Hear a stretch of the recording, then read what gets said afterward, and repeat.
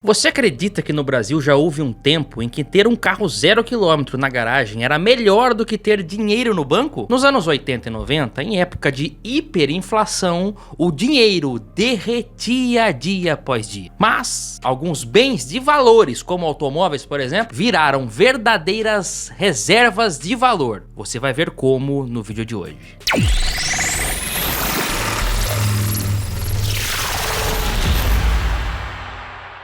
Olá amigos do canal PL, bem-vindos a este canal que traz literatura automotiva e nostalgia. Fico muito feliz que você está aqui conosco no canal PL. Durante os anos 80 e 90, como eu disse no começo do programa, o Brasil viveu um dos períodos mais caóticos da sua história econômica. A inflação chegava a 20, 30 ou até 80% ao mês. Isso significa que o dinheiro perdia valor literalmente do dia para a noite. A escalada inflacionária no Brasil disparou, atingindo picos altíssimos, como em 1989, onde a inflação anual foi de quase 2.000%. Essa situação fez a década de 80 ser chamada de década perdida, período marcado por hiperinflação, preços mudando diariamente e planos econômicos fracassando em conter o problema, como o Plano Cruzado, Plano Bresser, Plano Verão, Collor 1 e Collor 2, até chegar ao Plano Real em 1994, que finalmente conseguiu trazer a tão esperada estabilidade inflacionária. No período da hiperinflação, acontecia algumas situações, como por exemplo, os preços que mudavam diariamente e com isso, os supermercados remarcavam os preços várias vezes no mesmo dia, né?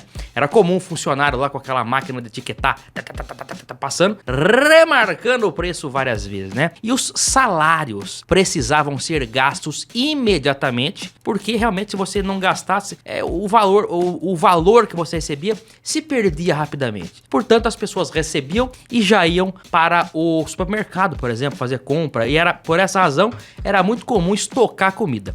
E outra coisa, guardar dinheiro era prejuízo garantido. Olha que coisa, guardar dinheiro é prejuízo porque o ato de ter dinheiro guardado parado era literalmente ver ele sumir, virar pó, perder totalmente a sua importância. Nesse cenário maluco, alguns bens físicos começaram a ser vistos como uma proteção contra a inflação. E o carro 0 km virou um dos principais deles. E eu cito aqui alguns motivos para isso. Primeiro, o valor dos carros acompanhavam a inflação. O tabelamento e filas de espera inflavam os preços. Também havia uma demanda maior do que a oferta. E a revenda, que era garantida com lucro. Em muitos casos, você comprava um carro hoje e vendia meses depois por mais do que pagou, mesmo ele já sendo usado. Olha que loucura. Pessoas compravam carro sem nem precisar usar, só para não ficar com dinheiro. Ficar com dinheiro não era interessante, então você tinha que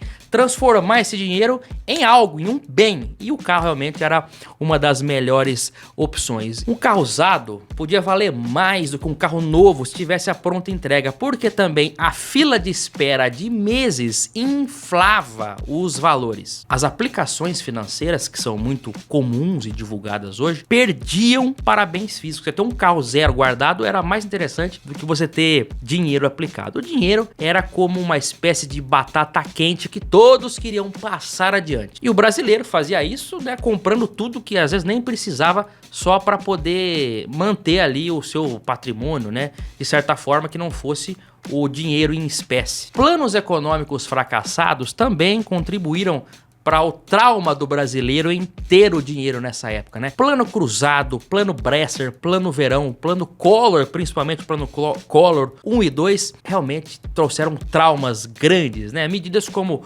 congelamento de preços, confisco de poupanças e mudanças constantes na moeda do país também contribuíram para isso. Quem tinha dinheiro no banco viu ele ser bloqueado em 1990.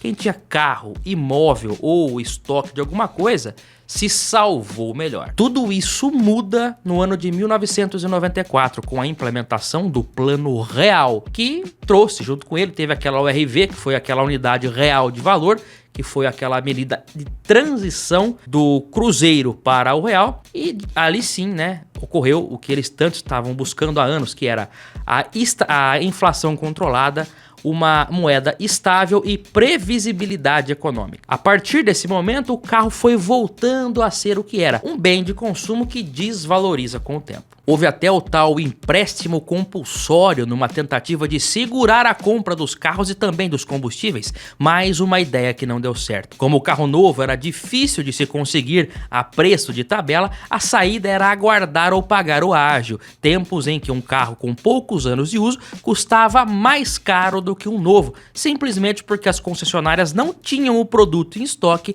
para pronta entrega. Uma consequência bizarra das condições econômicas daquela época consistia no mercado de carros usados. A tabela dos 0 km tinha reajustes frequentes e o preço dos usados os acompanhava. Na prática, isso significava que se uma pessoa adquirisse um veículo, ele se valorizava em pouquíssimo tempo, porque o seu valor era corrigido pela inflação. O planejamento financeiro também se mostrava inútil. Assim, tomar crédito era inviável, tanto para o consumidor quanto para o banco, né? O primeiro não sentia confiança em fazer uma dívida corrigida pela inflação, pois não era possível saber o valor da parcela seguinte e ela poderia ser impagável. E para o banco, o risco de inadimplência era imenso e caso o crédito não tivesse atualização monetária, seria corroído rapidamente pela alta de preços. Em suma, a única forma de adquirir um automóvel ou motocicleta era à vista. Parcelamentos eram raríssimos, no máximo em 3 cheques, 30, 60 e 90 dias. O financiamento de automóveis a longo prazo começou a se popularizar depois da estabilização do Plano Real.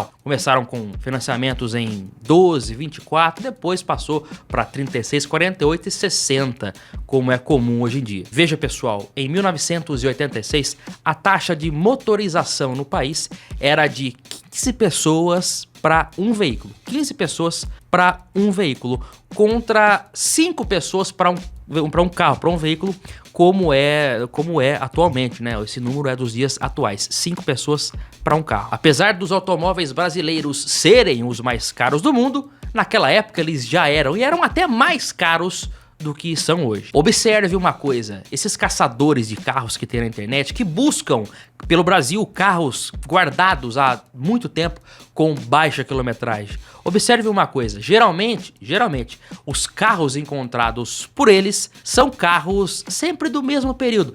Veículos fabricados entre a segunda metade dos anos 80 e a primeira metade dos anos 90.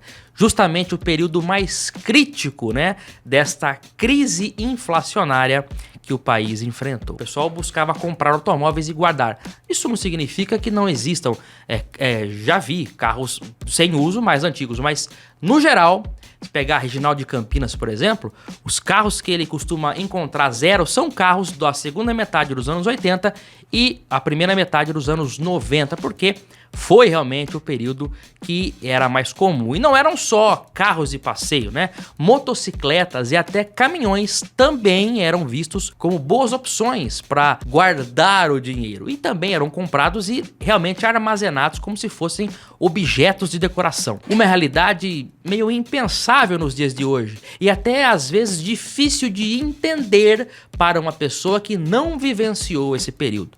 É curioso imaginarmos que você recebendo hoje, amanhã o seu salário já valia menos, mas era exatamente isso que acontecia.